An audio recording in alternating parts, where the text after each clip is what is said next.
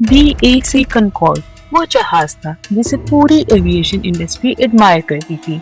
इसको बनाने में कई साल लगे और ये बिना किसी मसले के 30 साल तक सर्विस में रहा।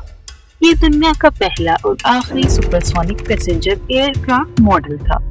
ये साउंड की स्पीड से भी तेज रफ्तार से उड़ता था और पैसेंजर्स को 3.5 घंटे में अटलांटिक ओशन क्रॉस करवा देता था। मगर 25 जुलाई 2000 को 121 सेकंड इसकी 30 साल की सर्विस पर भारी पड़ गए और इस जहाज के मॉडल को डिसकंटिन्यू करना पड़ गया। टेक ऑफ से पहले कोई मसला नहीं था। क्रैश के बाद जब इन्वेस्टिगेशन हुई, पेंसिल जितनी छोटी सी मेटल स्ट्रिप को कसूरवार ठहराया गया। मगर कैसे एक छोटी सी मेटल स्ट्रिप 1,01,000 किलो के जहाज को ले डूबी और कंकॉर्ड इसके बाद हमेशा के लिए डिसकंटिन्यू कर दिया गया। दोस्तों, 8C आवर में आप सबको खुशामदीद। आज हम बात करेंगे BAC कंकॉर्ड की, दुनिया का पहला और आखिरी सुपरसोनिक पैसेंजर जेट। साउंड की स्पीड से भी तेज उड़ता था। इसकी स्पीड थी 2180 kilometre per hour. Atlantic ocean जो आम कमर्शियल फ्लाइट 7 से 8 आवर्स में पार करती हैं, कंकॉर्ड उसे सिर्फ 3.5 घंटे में क्रॉस करता था। ये प्लेन खुद एक इंजीनियरिंग का जादू था, ब्यूटी और टेक्नोलॉजी का परफेक्ट कॉम्बिनेशन।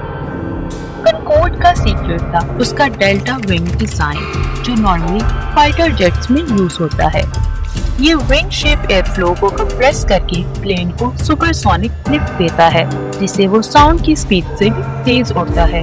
लेकिन इस डिजाइन का एक ड्रॉबैक भी था।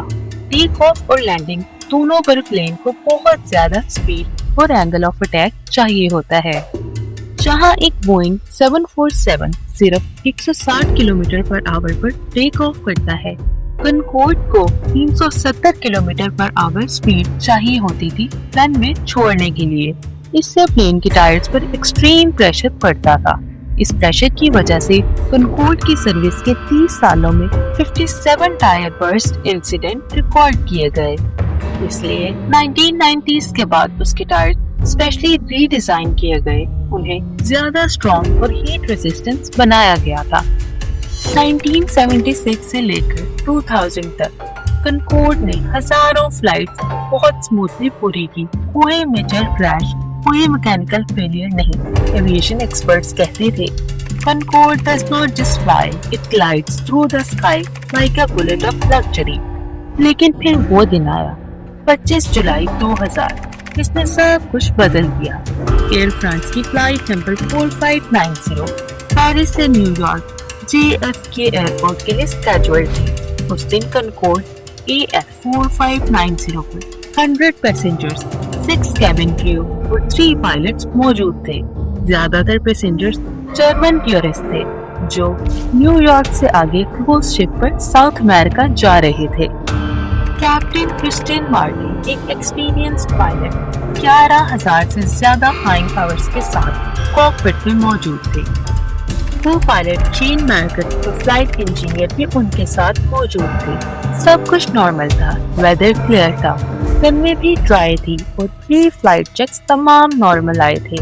लेकिन रनवे के पैरेलल एक और एयरक्राफ्ट खड़ा था, कॉन्टिनेंटल एयरलाइंस DC-10, जो कंकॉर्ड से कुछ मिनट पहले टेक ऑफ कर चुका था। उसके लैंडिंग गियर से एक 17 इंच लंबी मेटल स्ट्रिप रनवे पर गिर गई थी, सिर्फ पेंसिल जितनी छोटी। 1.5 mm थिकनेस टाइटेनियम स्ट्रिप। किसी ने नोटिस नहीं किया और ना ही ग्राउंड क्रू को कुछ समझ आया, और बस वही छोटी सी स्ट्रिप कुछ मिनट बाद दुनिया की सबसे तेज फ्लाइट के लिए मौत का सबब बन गई। कंकॉर्ड उस दिन रनवे पर टैक्सी कर रहा था। उसे 4:43 पर टेक ऑफ क्लियरेंस मिल गया। इंजन फुल थ्रस्ट पर गए। आवाज का तूफान रनवे पर गूंज उठा। 185 टन का ये मेटालिक एरो ग्राउंड से कुछ सेकंड्स दूर था, लेकिन जैसे ही प्लेन 175 mph तक पहुंचा, फ्रंट लेफ्ट टायर उसी मेटल स्ट्रिप पर चला गया जो DC-10 से छोटी थी। सिर्फ 1 सेकंड में टायर फट गया। टायर के टुकड़े, जिन्हें रबर शार्पनर कहा गया, 550 किलोमीटर पर आवर की स्पीड से फ्यूल टैंक के नीचे वाले हिस्से से टकरा गए। फ्यूल टैंक नंबर 5 फट गया। जेट फ्यूल हवा में फैल गया और एक चिंगारी ने उसे फायर बॉल बना दिया। कंट्रोल टावर ने फौरन बताया, कॉनकॉर्ड इज ऑन फायर। उसके फ्लेम्स 30 मीटर तक ऊपर जा रहे थे, मगर कॉनकॉर्ड के पास रनवे खत्म हो रही थी। अबॉर्ट करने का टाइम नहीं था। कैप्टन मार्टिन ने डिसाइड किया, टेक ऑफ एनीवे। प्लेन ने जोर से ग्राउंड छोड़ा, लेकिन इंजन नंबर 2 और 1 दोनों फेल होने लगे। फ्यूल प्रेशर गिर रहा था, प्लेन पिच लूज कर रहा था। 121 सेकंड के अंदर, यानी सिर्फ 2 मिनट और 1 सेकंड में कॉनकॉर्ड कंट्रोल से बाहर हो गया और गोनिस के एक होटल पर क्रैश हो गया। इस हादसे में 113 लोग जान से गए, जिसमें 109 प्लेन के अंदर थे और 4 लोग ग्राउंड पर। आग ने उस पूरे एरिया को जला दिया। ये वो लम्हा था जिसमें एक पूरा एरा सुपरसोनिक पैसेंजर ट्रैवल खत्म हो गया। क्रैश के बाद फ्रांस की ब्यूरो ऑफ इन्वेस्टिगेशन ने इंक्वायरी स्टार्ट की। उन्होंने सबसे पहले फ्यूल टैंक और लैंडिंग गियर के टैबलेट्स को एग्जामिन किया।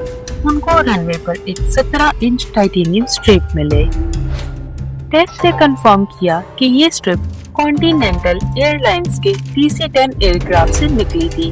DC-10 का इंजन रिपेयर रूटीन में इम्प्रॉपर फिटिंग के साथ किया गया था और ये स्ट्रिप उस रिपेयर का हिस्सा थी।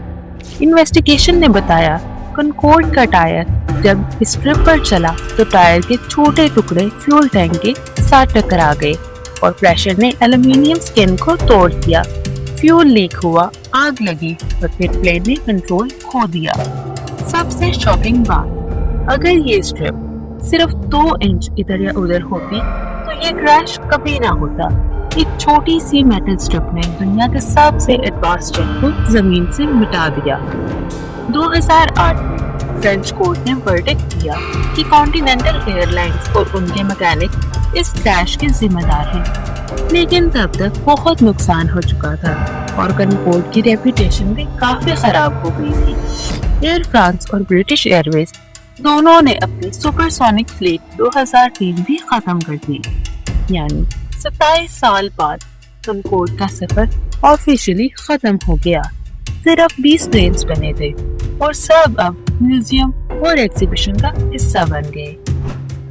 अगर आपको ये वीडियो पसंद आई हो तो लाइक करें, शेयर करें और सब्सक्राइब करें। अगले वीडियो तक के लिए अल्लाह हाफिज।